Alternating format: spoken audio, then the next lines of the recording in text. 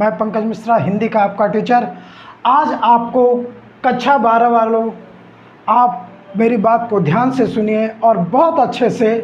आज हम आपका जो कक्षा 12 में हिंदी का जो पेपर आता है वो कैसे आता है, उसका एक मॉडल पेपर पूरी तरह से हल करके बताएंगे और आपको समझाने की कोशिश करेंगे कि ऐसे ही प्रश्न आता है। और ज़रा सा भी आप थोड़ा सा भी मेहनत करेंगे तो आपके इतने सरल प्रश्न आते हैं कि आप बड़े आराम से, जो आपके बहुविकल्पी आते हों या जो आपके गद्यांश के आते हों, जो रस छंद अलंकार आता है, जो प्रत्यय आता है, उन सभी को आप बड़े ही आसानी से कर लेंगे। बस आपको थोड़ा सा जानकारी होना चाहिए। तो आइए, इससे पहले अभी हमने आपको बताया कि आपके जो ये पेपर होते हैं 2 खंडों में डिवाइड होते हैं, खंड का और ख। आइए आज हम आपके कक्षा 12 का मॉडल पेपर हल करते हैं और जानते हैं कि प्रश्न कैसे आते हैं और हमें कैसे तैयारी करना है। तो खंड क में आप देखिए, आपके बहुविकल्पी प्रश्न होते हैं, हिंदी साहित्य के इतिहास से आते हैं, हिंदी साहित्य के इतिहास के गद्य साहित्य से प्राप्त प्रश्न होते हैं और पद्य साहित्य से प्राप्त प्रश्न होते हैं। तो आइए खंड क के प्रश्न क में चलते हैं और देखते हैं कि हिंदी साहित्य के गद्य साहित्य से पहला प्रश्न हमारा क्या है। शिक्षा का उद्देश्य निबंध किसका है? शिक्षा का उद्देश्य निबंध किसका है? तो बेटा ये है संपूर्णानंद का। किसका है? संपूर्णानंद का। शिक्षा का उद्देश्य निबंध संपूर्णानंद का है और यह आपके कक्षा 11 में संपूर्णानंद का जो है आपके 11 के सिलेबस में भी दिया हुआ है, संपूर्णानंद शिक्षा का उद्देश्य। आइए दूसरे प्रश्न की तरफ चलते हैं। दूसरा प्रश्न कहता है लल्लू लाल की रचना। बेटा लल्लू लाल की रचना प्रेम सागर। प्रेम सागर लल्लू लाल की इम्पोर्टेंट रचना है। ठीक, लल्लू लाल प्रेम सागर। आते हैं बेटा पर्दा कहानी। आपको पर्दा कहानी यशपाल की है। पर्दा कहानी किसकी है बेटा? यशपाल की है। आवारा मसीहा के रचनाकार, आवारा मसीहा विष्णु प्रभाकर के द्वारा लिखा गया शरत चंद्र की जीवनी है बेटा। फिर आइए, और बाण भट्ट की आत्मकथा हजारी प्रसाद द्विवेदी का उपन्यास है। ठीक है, इसके बाद हमारा पद्य साहित्य से देखिए 5 प्रश्न आया है। पहला प्रश्न है कामायनी किस युग की रचना है?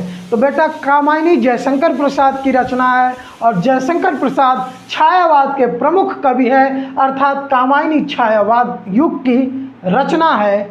दूसरा प्रश्न है निम्नलिखित कवियों में से कौन प्रगतिवादी युग का है? बेटा अग्रदास, तुलसीदास, नंददास तीनों ही हमारे भक्ति काल के हैं। अग्रदास, तुलसीदास दोनों राम भक्ति शाखा के हैं, नंददास हमारे कृष्ण भक्ति शाखा के हैं। तो बचते हैं हमारे पास रामधारी सिंह दिनकर जो प्रगतिवाद युग के हैं। आइए तीसरे क्वेश्चन की तरफ चलते हैं। कहता है तार सप्तक का प्रकाशन वर्ष। बेटा तार सप्तक, प्रयोगवादी युग का प्रारंभ तार सप्तक से होता है। अज्ञे इसके प्रवर्तक है और 1943 में तार सप्तक का प्रकाशन अज्ञे के द्वारा किया जाता है। तार सप्तक, सप्तक का अर्थ होता है बेटा 7, अर्थात इसमें 7 कवियों की रचनाएं प्रकाशित हुई है। नेक्स्ट देखते हैं द्विवेदी युगीन रचना नहीं है। बेटा पूछ रहा द्विवेदी युगीन रचना नहीं है। प्रिय प्रवास, अगर आपको याद होगा तो अयोध्या सिंह उपाध्याय हरिऔध का प्रिय प्रवास महाकाव्य है। प्रिय प्रवास अर्थात अयोध्या सिंह उपाध्याय कौन है? द्विवेदी युग के प्रमुख कवि हैं। साकेत और भारत भारती ये मैथिली शरण गुप्त की रचनाएं हैं और मैथिली शरण गुप्त द्विवेदी युग के प्रमुख कवि हैं। तो बेटा कामायनी, अभी आपको ऊपर बताया हूँ, कामायनी किस युग की? छायावादी युग है। तो बेटा आप यहाँ देखो तो द्विवेदी युग की रचना कौन सी नहीं है? तो कामायनी अर्थात जयशंकर प्रसाद की कामायनी द्विवेदी युग की नहीं, छायावाद युग की रचना है। इसके बाद आता है अष्टछाप के कवियों का संबंध भक्तिकाल के किस शाखा से है?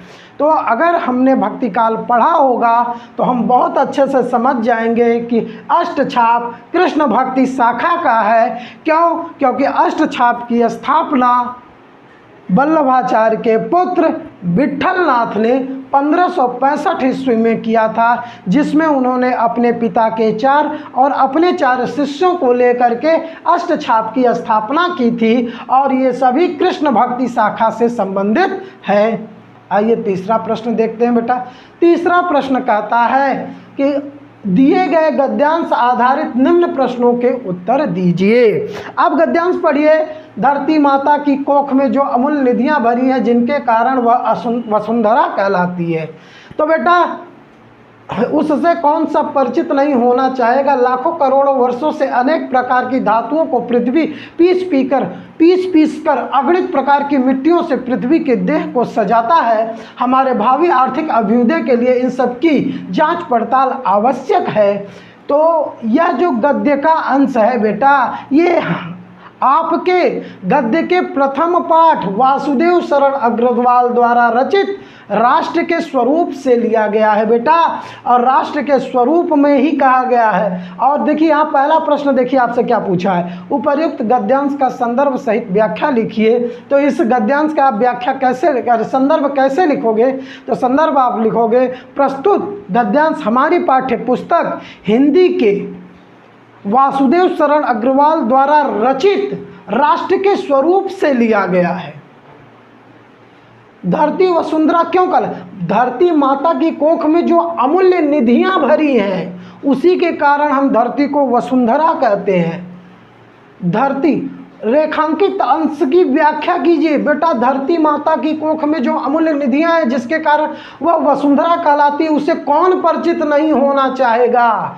बेटा ये जो आपकी पृथ्वी है, यह धरती है, अनेक प्रकार के रत्न, खनिज संपदा, मिनरल्स आपके लिए अपने पास रखी हुई है। इसी पृथ्वी से आपको लोहा मिलता है, मैग्नीशियम मिलता है, सोना मिलता है, चांदी मिलता है, कोयला मिलता है। तो तमाम प्रकार की धातुएं, तमाम प्रकार के अमूल्य रत्न, सब के सब आपको क्या है, यही धरती के अंदर से मिलता है।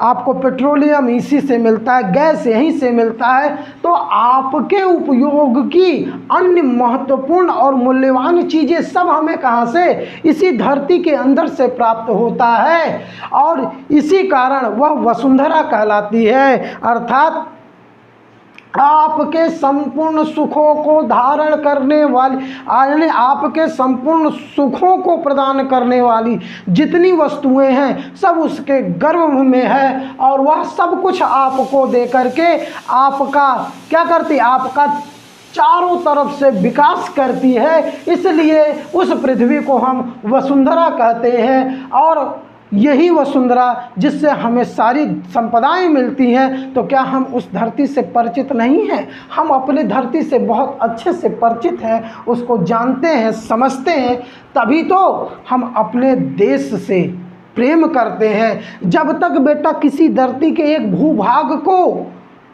हम पूरी तरह से नहीं समझते, जैसे भारत है, भारत का क्या है, पूरा एक भूभाग है, उस पूरे एक भूभाग को हम भारत कहते हैं। इसीलिए तो कहा जाता है कि राष्ट्र का स्वरूप तभी निर्धारित होगा जब आपकी सीमाएं तय होती हैं। फिर क्या कहता है, रेखांकित अंश की व्याख्या। पृथ्वी की देह किसने सजाया बेटा? लाखों करोड़ों वर्षों से अनेक प्रकार की धातुओं को पीस कर पृथ्वी अगणित प्रकार की मिट्टियों से क्या करती है, पृथ्वी का देह सजाती है। भावी अर्थ की अभ्युदय हेतु हमें क्या करना चाहिए? क्या कहता, हमारे भावी आर्थिक अभ्युदय के लिए इन सब की जांच पड़ताल आवश्यक है। कहने का क्या मतलब है कि हमें अपना विकास करना हो तो हमें अपने धरती के अंदर जितनी भी खनिज संपदा महत्व है उसका पता होना चाहिए।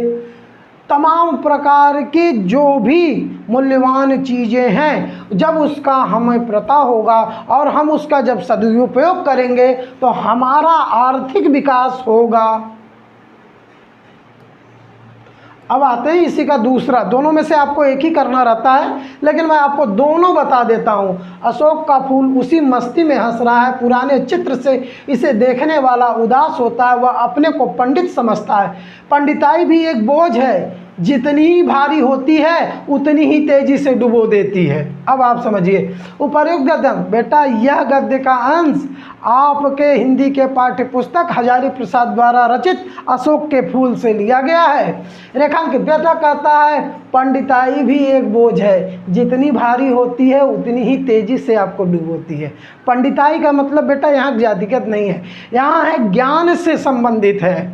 जितने आप ज्ञानवान होगे उतने ही आपके ऊपर जिम्मेदारियां रहेंगी, उतने ही आपके ऊपर क्या रहेगा, तमाम प्रकार के चीज़ों का बोझ रहेगा। इसीलिए कहता है ज्ञानवान होना भी एक बोझ की तरह है।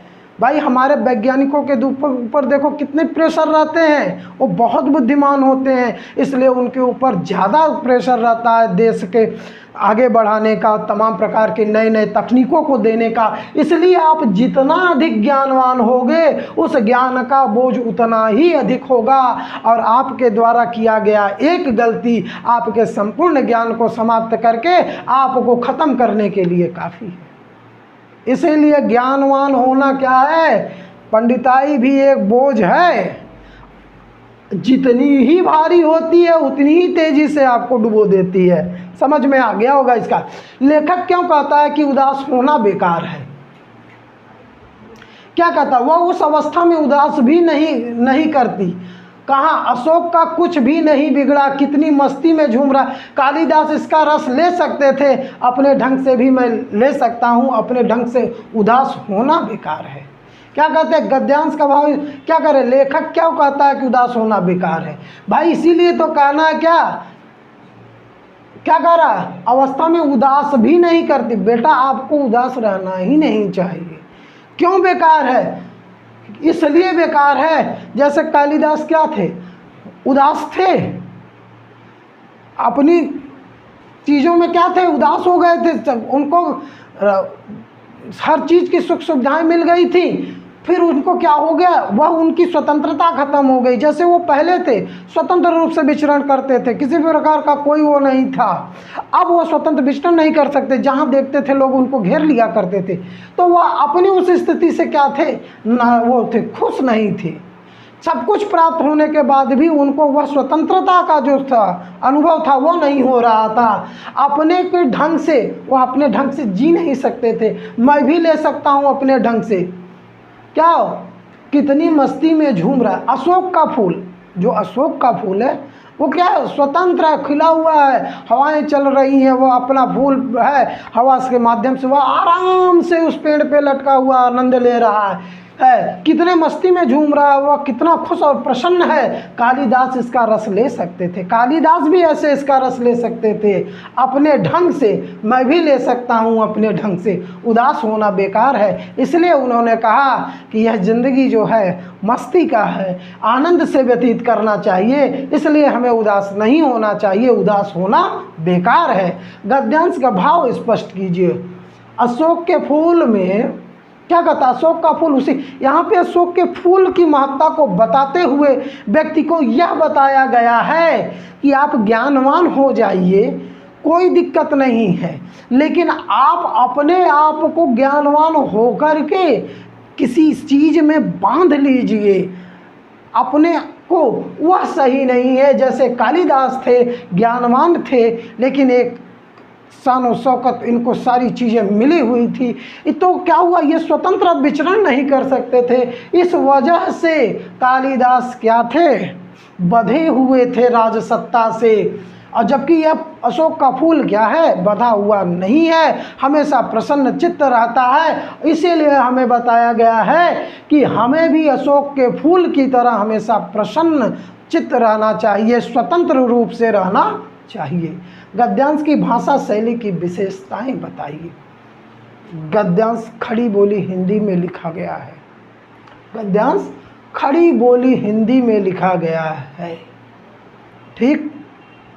इसमें मानवतावादी विचार है, भावात्मक और वर्णनात्मक और विचारात्मक निबंध शैली में लिखी गई है, ठीक। इसके बाद आता है बेटा आपके पद्यांश।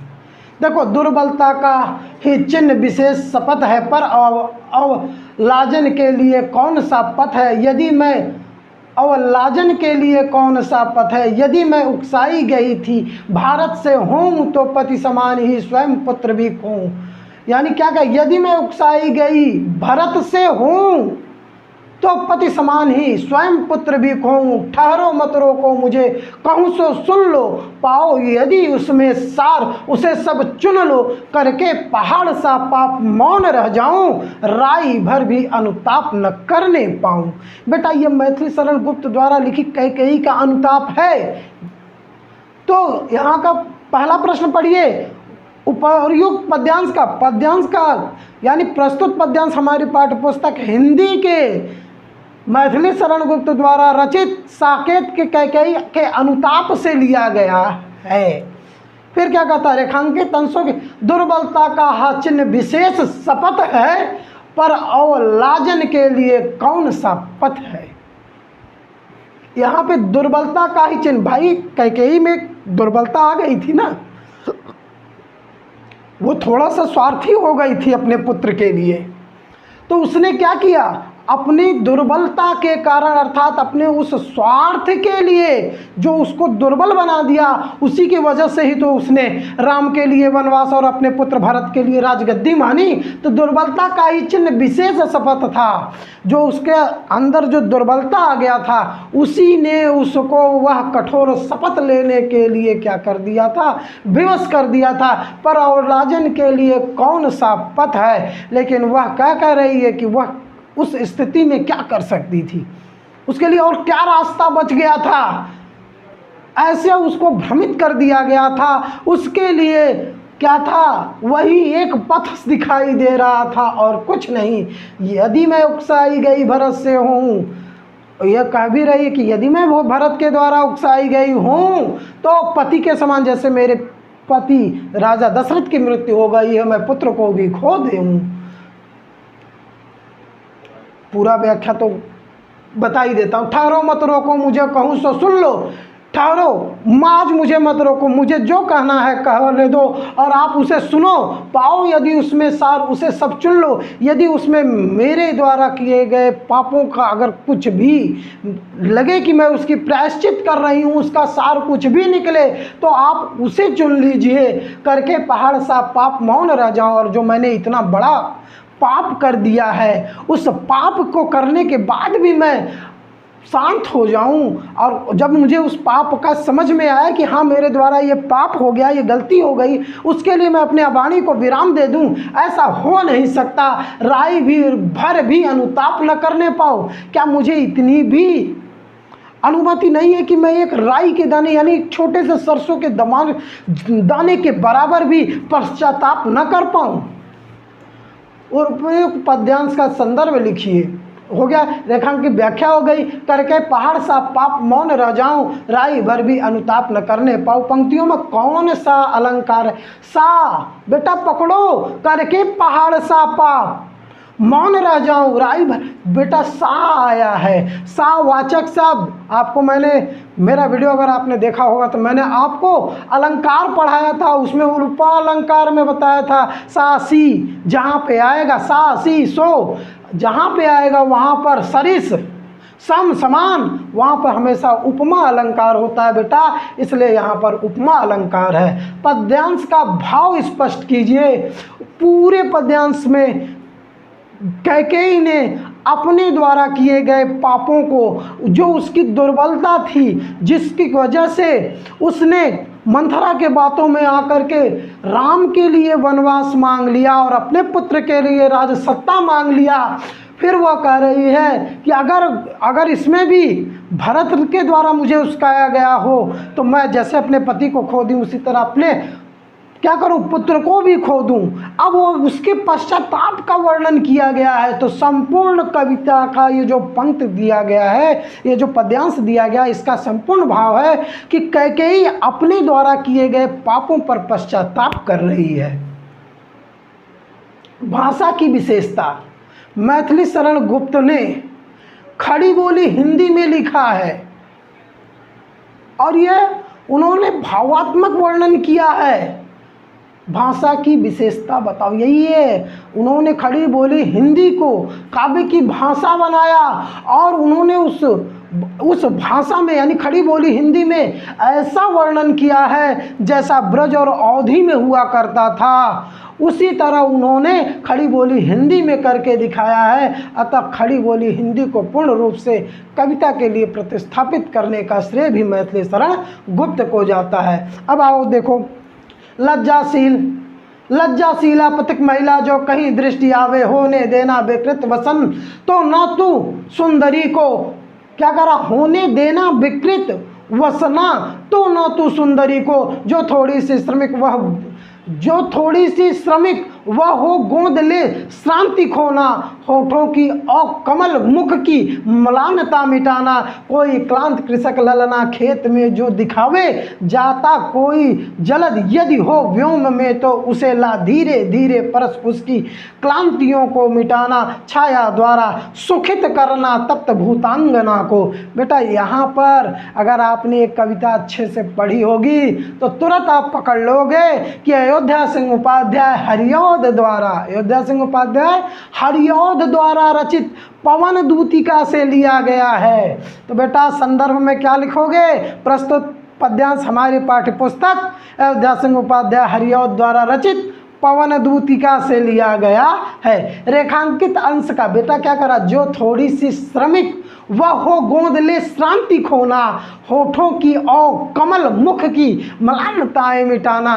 बेटा यहाँ पर पवन, जब राधा जी पवन को कहती हैं कि मेरा संदेश जाके कन्हैया को सुना देना, और जब पवन बाहर की तरफ जाता है तो उसको बताती हैं कि तुम कैसे कैसे जाओगे, और राहगीर में कोई अगर मिल जाए तो यहाँ क्या कह रहे हैं बेटा, अगर कोई महिला, लज्जाशील महिला अगर तुम्हें कोई मिल जाए, क्या कह रहे हैं, होने न देना विकृत वसन न तू सुंदरी को जो थोड़ी सी, बेटा कह रहे हैं अगर वह जो थोड़ी सी भी श्रमिक अर्थात थकी हुई सी लगे तो उसे अपने गोद में, अर्थात उसे हवा के झोंकों से, पूरी तरह से हवा के झोंकों से ऐसा कर दो जैसे आप उसे अपने गोद में ले लेना। अर्थात कहती है हे हवा, तुम उसे ऐसे तरह से हवा चलना कि उसको क्या हो जाए, अपने थकान से थोड़ी सी मुक्ति हो जाए, ऐसा लगे जैसे तुमने उसे अपने गोद में उठा लिया हो। होठों की और कमल मुख की करें, अगर वो थक गई हो जिससे उसके होठ सूख गए हो, चेहरे काले पड़ गए हो थकान से, तो उसकी उस म्लानता को दूर कर देना, अर्थात उसके थकान को ख़त्म कर देना और वह पूरी तरह से थकान मुक्त हो जाए, ऐसा तुम कर देना। राधा लज्जाशील पथिक महिला के विषय में क्या कहना चाहती है, भैया जितना अभी बता दिए उतना है। राधा लज्जाशील महिला के विषय में यही कहना चाहती है, हे पवन, अगर तुम्हें कोई लज्जाशील महिला दिख जाए रास्ते में तो इतने अच्छे से हवा चलना कि वह उसके कपड़े अस्त व्यस्त ना हो पाए, इसका तुम ध्यान देना। होठों की और कमल मुख में, होठों की और कमल मुख में, बेटा कमल मुख अंतर नहीं किया गया है, इसलिए यहाँ रूपक अलंकार है। कौन सा अलंकार है, रूपक अलंकार है। जलद और कृषक ललना का अर्थ बताओ। कृषक ललना, जलद माने बादल और कृषक ललना माने होता है बेटा जो आपके किसान का पुत्र हो। कृषक ललना अर्थात किसान का पुत्र दिख जाए। अब आओ नेक्स्ट प्रश्न में चलते हैं बेटा। निम्नलिखित में किसी एक लेखक का साहित्यिक परिचय देते हुए, अब बेटा हजारी प्रसाद द्विवेदी, एपीजे, इनका आपको लिखना होगा। तो देखिए आपको मैं बता देता हूँ लिखना कैसे होता है। साहित्यिक परिचय देना है बेटा, तो इसमें ज़रूरी नहीं कि आप पूरा जीवनी उनका लिखिए, जीवनी लिखने की ज़रूरत भी नहीं पड़ती, फिर भी आप थोड़ा सा काम कीजिए, इनके विषय में थोड़ा सा परिचय दे सकते हैं कि हजारी प्रसाद द्विवेदी का जन्म कहाँ हुआ, कैसे हुआ। एक लाइन में, 2 लाइन में इनका जीवन परिचय थोड़ा सा दे दीजिए, इसके बाद इनकी साहित्यिक परिचय दीजिए। साहित्यिक परिचय आप कैसे लिखेंगे, साहित्यिक परिचय में इनका भाव पक्ष होगा और जो इनका शैलीगत विशेषताएं होंगी वो आपको लिखना पड़ेगा। कैसा निबंध लिखते थे, किस भाषा का प्रयोग करते थे, इनके निबंध कैसे हुआ करते थे, इनके निबंध में खड़ी बोली हिंदी के अलावा और कौन किन किन भाषाओं का या मुहावरे और लोकोक्तियों का प्रयोग होता था कि नहीं। तो कहीं कहीं पे इन्होंने वर्णनात्मक शैली का प्रयोग किया है, तो कहीं कहीं व्याख्या। इस तरह से आपका इनको क्या होगा, साहित्यिक परिचय देना होगा। इसके बाद इनके कुछ 2-4 रचनाओं का नाम लिख करके आपको आगे बढ़ना होगा। ठीक उसी प्रकार से साहित्यिक परिचय जब देना होगा किसी कवि का, तो आप देख लीजिए मैत्रेयी गुरु सुमित्रानंदन पंत और रामधारी सिंह दिनकर। इनमें से जब आपको किसी कवि का देना होगा तो बेटा हल्का सा यानी 2 लाइन में उनका जीवन परिचय समझा दीजिए, नहीं तो जीवन परिचय का उतना आवश्यकता होती नहीं है। आप सीधे सीधे आइए और इनके साहित्यिक यानी भाव पक्ष और कला पक्ष का लिखिए। भाव पक्ष में इनकी रचनाओं में क्या वर्णित हुआ है और उन्होंने तत्कालीन समाज को कैसे उस माध्यम से क्या सीख देना चाहा है, यह उनका भाव पक्ष हो जाएगा। कला पक्ष में रस छंद अलंकार, भाषा कैसी है और इसके अलावा इन्होंने कहाँ कहाँ पर कैसी व्याख्या देते हुए कौन से जगहों पे किस अलंकार का प्रयोग, किस छंद का प्रयोग, किस रस का प्रयोग और कौन सी भाषा में रचना की है, ये आप बता दीजिए, यही इनका हो जाएगा। इसके बाद उनकी रचनाएं 5-6 बता दीजिए, आपका साहित्यिक परिचय खत्म। फिर बेटा बहादुर, पंचलाइट, ध्रुव यात्रा, लाठी, इन कहानियों में से किसी एक कहानी का उद्देश्य, कथा वस्तु या हो सके तो किसी एक पात्र का चरित्र चित्रण पूछ लेगा। इसके अलावा आपका कुछ नहीं पूछेगा। 7वां होता है बेटा आपका खंड काव्य होता है। बेटा खंड काव्य जो होता है, खंड काव्य में बेटा आपको आपके जिले से जो खंड काव्य होगा उसमें से उसका सारांश और किसी एक का चरित्र चित्रण आपसे पूछ लेगा। ठीक, अब आप आते हैं खंड ख।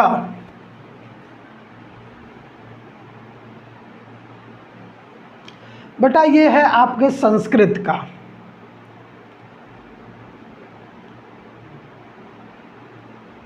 ये है आपका संस्कृत का। संस्कृत में आपको गद्यांश दिया रहेगा, उसका अनुवाद करना रहेगा।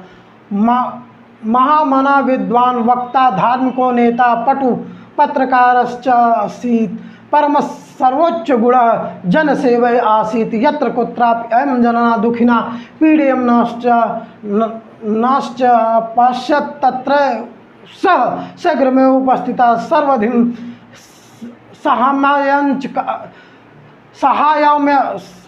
सहाम्यंच अकरोत् प्राणी सेवे अस्य स्वभाव एवं आसीत्। उनका स्वभाव था, मदन मोहन महामालवी का है।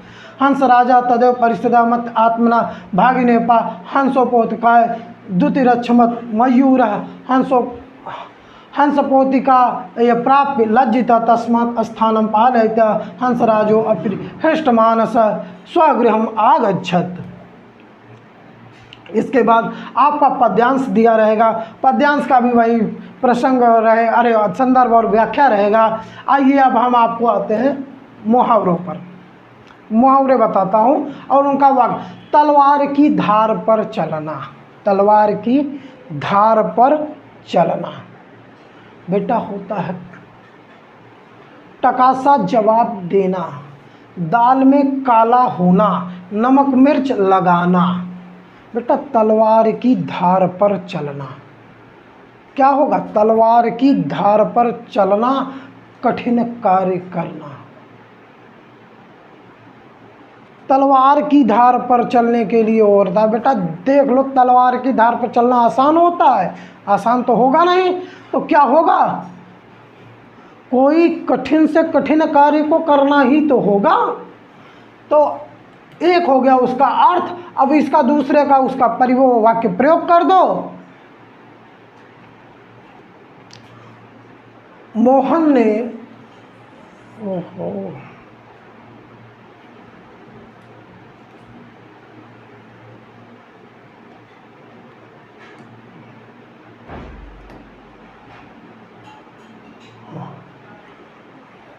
तलवार की धार पर चलना मोहन के लिए बोर्ड पेपर या बोर्ड परीक्षा पास करना तलवार की धार पर चलने के समान है। बाकी प्रयोग हो गया। टकासा जवाब देना, मामूली सा, यानी कोई गंभीर विषय है और उस पर आप क्या करो, कोई मामूली सा उत्तर दे दो। टकासा जवाब देना यानी क्या कर देना, कभी कभी आप रहता है ना, ऐसा लगता है किसी ने टका सा जवाब दिया, यानी मामूली उत्तर देना। तो आपने किसी से, रवि ने किसी विषय पर मोहन से कुछ पूछा तो मोहन ने उसे टका सा जवाब दिया। दाल में काला होना बेटा संशय होना, कुछ गड़बड़ होना। रोहन और सोहन आपस में बातें कर रहे थे तो मुझे ऐसे लगा जैसे दाल में कुछ काला है। नमक मिर्च लगाना बढ़ा चढ़ा कर कहना बेटा, नमक मिर्च लगाना अर्थात किसी से आपकी चुगली कर रहा है तो क्या कर रहा है, मसाला यानी बढ़ा चढ़ा के कर रहा है। हुआ थोड़ा था लेकिन उसने क्या किया, बढ़ा चढ़ा कर कह दिया। रमेश ने मेरे पिता से मेरी शिकायत नमक मिर्ची लगा के की। अपठित गद्यांश बेटा, अपठित गद्यांश रहता है, या आपको एक गद्यकांश दे दिया जाएगा किसी से भी और उससे संबंधित 2-4 क्वेश्चन रहेंगे, वही आपको करना रहेगा। ये बता देता हूँ। यह कहना एक भूल है कि इच्छा, असंतोष, लोभ यदि लोभ आदि के कारण मनुष्य आगे बढ़ने को प्रेरित होता है तथा समृद्धि प्राप्त करता है, तो वास्तव में इच्छा, असंतोष, लोभ आदि के कारण समाज में शोषण, कुटिलता, अत्याचार, भोग वृत्ति एवं अशांति को प्रोत्साहन मिलता है। लोभ के कारण एक मिल खोलकर शोषण की चक्की चलाई जाती है। हमें इच्छाओं का दमन नहीं करना है बल्कि उनका उदात्तीकरण करना है, समन करना है, उन्हें स्वस्थ दिशा देना है।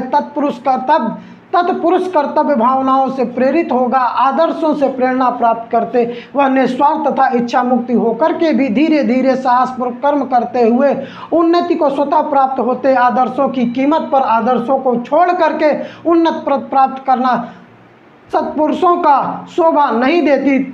सत्पुरुष उज्जवल भविष्य के लिए योजना बनाकर प्रयत्न करते हुए मोक्ष आदर्श को आंखों से ओझल नहीं होने देते। यदि साधक पदोन्नति, धन अथवा सत्ता प्राप्त करता है तो दो व्यक्ति इच्छा की तृप्ति के लिए नहीं, प्रत्युत परोपकार के लिए, मानव मात्र की सेवा के लिए, ईश्वर की प्रसन्नता के लिए, यही इच्छाओं को उदात्तीकरण साधक का कर्तव्य है। अपने और समाज के भले के लिए व्यक्ति इच्छाओं से ऊपर उठे। लेखक के अनुसार इच्छा, लोभ आदि का क्या परिणाम होता है बेटा? इच्छा, असंतोष, लोभ आदि के कारण मनुष्य आगे बढ़ने को प्रेरित तो होता है तथा समृद्धि प्राप्त भी करता है। वास्तव में इच्छा, असंतोष, लोभ आदि के कारण समाज में शोषण, कुटिलता, अत्याचार, भोग वृत्ति एवं अशांति को प्रोत्साहन मिलता है, यही इसका परिणाम होता है। तो क्या लिखोगे? यहाँ से लिखना, वास्तव में इच्छा, असंतोष, लोभ आदि के कारण समाज में शोषण, कुटिलता, अत्याचार, भोग वृत्ति एवं अशांति को प्रोत्साहन मिलता है। बेटा पहले का यही आंसर होगा। आदर्शों की रक्षा के लिए सत्पुरुष को क्या रुख होना चाहिए? सत्पुरुष उज्जवल भविष्य के लिए योजना बना करके क्या कह रहा है? सत्पुरुष उज्जवल भविष्य की ओर योजना बनाकर प्रयत्न करते हुए मोक्ष आदर्शों को आंखों से ओझल नहीं होने देते। ठीक, सत्पुरुष कर्तव्य भावना से प्रेरित होते हैं, आदर्शों से प्रेरणा प्राप्त करते हैं, निस्वार्थ तथा इच्छा मुक्ति होकर के भी धीरे धीरे साहसपूर्वक कर्म करते हुए उन्नति को स्वतः प्राप्त होते हैं। ऐसे होना चाहिए। इच्छाओं का उदात्तीकरण का क्या अर्थ है? इच्छाओं का उदात्तीकरण साधक को कर्तव्य की अपने और समाज में भले के लिए व्यक्तिगत इच्छाओं से ऊपर उठा जाती है। हो गया। अब यहाँ पर बेटा नाटक से संबंधी है। नाटक प्राचीन काल से ही कला जगत में सर्वाधिक मनोरम, आकर्षक कला माध्यम माना जाता रहा है। साहित्य के अंतर्गत नाटक सबसे अधिक सुंदर और आनंदमयी विधा है जिसके भव्य आयोजन करके गुणी मर्मज्ञ आनंद का अनुभव करते हैं। यह मान्यता यद्यपि अत्यंत प्राचीन है किंतु आज भी इसकी सत्यता को चुनौती देना संभव नहीं है। नाटक के आयोजन में जो सुकुमारता और कला सूक्ष्मता है वह आज के युग में भी सर्वश्रेष्ठ है। नाटक का शिल्प विधान और उसकी रचना की बारीकियां उसे एक अप्रतिम आकर्षण का विषय बना देती है। सबसे प्रमुख बात तो यह है कि नाटक का शिल्प विधान एक सामूहिक विधान है जिसमें नाटककार के साथ साथ निदेशक तथा विभिन्न अभिनेताओं का भरपूर सहयोग प्राप्त होता है। इतना ही नहीं, नाटक के इस भव्य आयोजन में हजार हजार दर्शक समूह भी अपना महत्वपूर्ण सहयोग प्रदान करते हैं जिससे नाटक की मंच प्रस्तुत निर्बाध रूप से संपन्न होती है। इन सब के समवेत प्रयास तथा इन सब की समवेत प्रतिभा के योग से ही नाटक की प्रस्तुति संभव होती है। यह सही है कि कला की सबसे जीवंत और सार्थक भूमिका नाटक ही निभाता है, क्योंकि वह व्यापक रूप से जन चेतना का अंग और बहुत हद तक उसका प्रतिरूप है। अप्रतिम मंच प्रस्तुत का अर्थ स्पष्ट कीजिए। क्या कहता है? अप्रतिम मंच इस प्रस्तुत करने का। आप साहित्य के नाटक सबसे अधिक सुंदर आनंदमय जिसका भव्य आयोजन करके गूढ़ी मर्मक आनंद अनुभव करते हैं। यह मान्यता यद्यपि अत्यंत प्राचीन है, किंतु आज भी इसकी सत्यता को चुनौती देने को संभव नहीं। वह नाटक आयोजन में जो सुकुमारता और कलापच सूक्ष्मता है, वह आज भी युग में भी सर्वश्रेष्ठ नाटक को शिल्प विधान और उसकी रचना की बारीकियाँ उसे अप्रतिम आकर्षण का विषय बना देती हैं। तो पहला क्या? अप्रतिम मंच प्रस्तुत करके आपको अप्रतिम वाला आयोजन। इतना ही नहीं, नाटक के इस भव्य आयोजन में हजार हजार दर्शक समूह अपना महत्वपूर्ण सहयोग प्रदान करते हैं, जिससे नाटक का मंच प्रस्तुत निर्बाध रूप से संपन्न होता है। इन सब के समवेत प्रयास तथा इनके समवेत योग से नाटक की प्रस्तुति संभव हो जाती है। यह सही है कि कला की सबसे जीवंत और सार्थक भूमिका नाटक निभाती है, क्योंकि वह रूप से जन चेतना का अंग बहुत हद तक उसकी प्रतिरूप है। नाटक प्राचीन काल से जगह सर्वाधिक मनोरम कला का माध्यम रहा है। साहित्य के अंतर्गत नाटक आज से सुंदर आनंद जिसका आयोजन करके गूढ़ी मर्मक आनंद अनुभव। बेटा क्या करें? अप्रतिम मंच प्रस्तुत का अर्थ स्पष्ट कीजिए। अप्रतिम आकर्षण का विषय बना देती है। बेटा नाटक जो है आपको एक अप्रतिम मंच देता है, जिसके द्वारा आप क्या सकते हो? नाटक सबसे अधिक सुंदर आनंदमय विधा है, जिसका भव्य आयोजन करके गुड़ी मर्मज्ञ आनंद का अनुभव। यह मान्यता यद्यपि अत्यंत प्राचीन, किंतु आज भी इसकी सत्यता को चुनौती देना संभव नहीं। नाटक के आयोजन से जो सुकुमारता, कला, सूक्ष्मता है, वह आज भी इस युग में सर्वश्रेष्ठ है। नाटक का शिल्प विधान, उसकी रचना की बारीकियां उसे एक अप्रतिम आकर्षण देती है। अप्रतिम मंच यानी अप्रतिम, अर्थात वह आपको ऐसा मंच देती है जो क्या करते हैं? आपका सर्वांगीण विकास करती है। नाटक को सामूहिक विधान क्यों कहा गया है? बेटा समूह का विधान इसलिए कहा गया है क्योंकि नाटक जो होता है उसमें एक पूरी तरह से क्या होता है? एक उनका मंडल होता है, अलग अलग कलाकार होते हैं, उनको सिखाने वाले होते हैं, डायरेक्टर होते हैं, तमाम प्रकार से क्या होता है? एक पूरा उनका एक समूह होता है। नाटक को इसलिए समूह का विधान के इसीलिए विधान कहा जाता है। बिना उनके नाटक नहीं हो सकता। बिना आप अपने जो आपको पात्र मिला, जो आपको जिस पात्र का आपको अभिनय करना है, उसका आप पात्र को कैसे अनुभव कर सकते हो? यह सभी को करने के लिए आपको एक नाटक मंडली होती है, जिसकी वजह से नाटक का सामूहिक विधान क्यों आवश्यक है? तो नाटक को पूरी तरह प्रस्तुत करने के लिए रंगमंच पर उसका एक विधान क्या होता है? एक समूह का विधान करना आवश्यक होता है। किनके समवेत प्रयास से नाटक की प्रस्तुति संभव है? यही होता है बेटा। क्या होता है? निदेशक तथा विभिन्न अभिनेताओं के भरपूर सहयोग से क्या होता है? नाटक की मंच प्रस्तुत निर्बाध रूप से संपन्न होती है।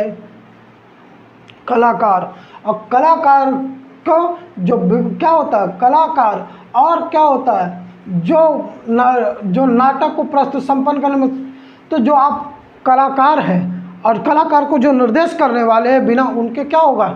नाटक संपन्न नहीं होगा। फिर आपका आता है युग्मों का। देखो बेटा, वसन और व्यसन। वसन का अर्थ होता है वस्त्र और व्यसन का अर्थ होता है आदत। फिर आप देखिए अंबुज और अम्बुद। अंबुज का अर्थ होता है कमल, अम्बुद का अर्थ होता है बादल। फिर आता है अंबर माने आकाश होता है, नभ आकाश, पट माने वस्त्र होता है, वसन होता है, विधि, विधि माने ब्रह्मा होता है, सृष्टिकर्ता होता है, नाग, अहि, सांप, सर्प। निम्नलिखित वाक्यांशों के शब्द का चयन जो आंख के सामने हो, प्रत्यक्ष जानने की इच्छा रखने वाला जिज्ञासु। तुम तो कुर्सी पर बैठे हो, तुम कुर्सी पर बैठे हो, तुम तो कुर्सी पर बैठे हैं नहीं होगा, तुम तो कुर्सी पर बैठे हो। इस सरोवर में अनेकों, इस सरोवर में कमल खिले हैं। इस सरोवर में अनेक कमल खिले हैं। सम्मेलन में कवित्री ने भाग लिखा। सम्मेलन में कवयित्री ने भाग लिया। ये गलत लिखा है, इसको सही करना होगा। कृपया अनुमोदन करने की कृपा करें। कृपया अनुमोदन करने की कृपा करें। अनुमोदन करने की कृपा करें, कृपया नहीं, दो बार नहीं हो गया। कृपया अनुमोदन करें या या अनुमोदन करने की कृपा करें, ऐसे नहीं हो गया। कृपया अनुमोदन करें, बाकी हटा दो। वीर रस, हास्य रस, वीर रस, जहाँ पर बेटा उत्साह नामक अस्थाई भाव, विभाव, अनुभाव और सहयोग से रस रूप में परिणित हो जाए, वहीं पर आपका वीर रस होता है। जैसे चढ़ चेतक तलवार उठा, करता था भूतल पानी को, राणा प्रताप सिर काट काट करता था सफल जवानी को।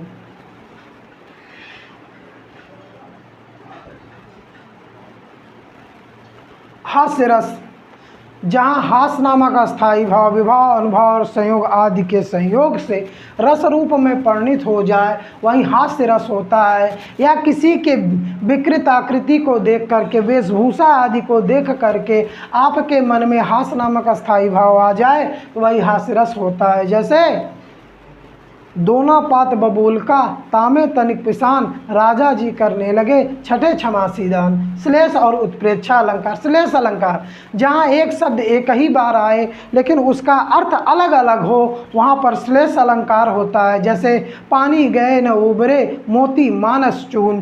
तो पानी जो आया है बेटा एक ही बार आया है, लेकिन मोती मनुष्य और चूना के लिए अलग अलग है। मोती के लिए चमक और मनुष्य के लिए उसकी प्रतिष्ठा, और चूना के लिए एक साधारण पानी। श्लेष अलंकार, उत्प्रेक्षा अलंकार। उत्प्रेक्षा अलंकार, उत्प्रेक्षा, जहाँ पर उपमेय में उपमान की संभावना व्यक्त की जाए, वहाँ उत्प्रेक्षा अलंकार होता है। जनु, जानहु, मानहु, मनहु इत्यादि वाचक शब्द से भी होता है। आप पकड़ लेंगे कि वहाँ उत्प्रेक्षा अलंकार होता है। जैसे उत्प्रेक्षा अलंकार का मनहु नीलमणि शैल पर, आपत पर्यो प्रभात। सोहत ओढ़े पीतपट, श्याम सलोने गात, मनहु नीलमणि शैल पर, आपत पर्यो। मनहु, मनहु शब्द आते ही पकड़ लीजिए, तुरंत उत्प्रेक्षा अलंकार है। दोहा, बेटा इसके विषम चरणों में 13-13 और सम चरणों में 11-11 मात्राएं होती है, वहाँ दोहा अलंकार होता है। और दोहा का उल्टा कर दो तो बेटा सोठा होता है। ठीक, अब आपको प्रश्न पत्र हो गया और आपका निबंध हो गया। बेटा आप हमसे दूसरे, आपको अगले वीडियो में हम आपको निबंध लिखना और जो आपको पत्र लिखना है और जो संस्कृत का है उसको आपको बहुत अच्छे से पढ़ाएंगे और समझाएंगे।